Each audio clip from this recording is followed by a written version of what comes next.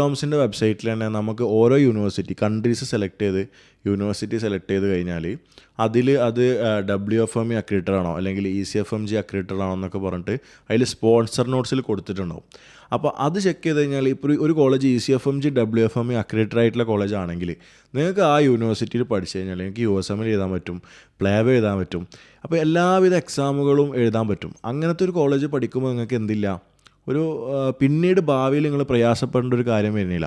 അപ്പോൾ നിങ്ങൾ ഒരു യൂണിവേഴ്സിറ്റിയൊക്കെ സെലക്ട് ചെയ്യുമ്പം ഇങ്ങനത്തെ കാര്യങ്ങളൊക്കെ നിങ്ങൾ എന്തായാലും ശ്രദ്ധിക്കണം. അതുകൊണ്ട് എനിക്ക് പറയാനുള്ളത്, നിങ്ങൾ നീറ്റിന് നല്ലോണം പ്രിപ്പയർ ചെയ്യുക, നല്ല സ്കോർ വാങ്ങാൻ വേണ്ടിയിട്ട് നോക്കുക.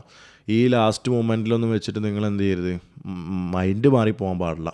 എന്നിട്ട് നല്ല പ്രിപ്പയർ ചെയ്യുക. ബാക്കി എന്താ പറയുക, എല്ലാം നമുക്ക് ഓൾറെഡി ഒരു വിധി വരാനുണ്ട്. എല്ലാം നമ്മൾ എഴുതി വെച്ചിട്ടുണ്ടെന്നാണല്ലോ പറയണത്. അപ്പോൾ നമുക്ക് കിട്ടാനുള്ളതാണെങ്കിൽ കിട്ടും. അല്ലാന്നുണ്ടെങ്കിൽ ടെൻഷൻ അടിച്ചിട്ട് വിഷമിച്ച് കരഞ്ഞ്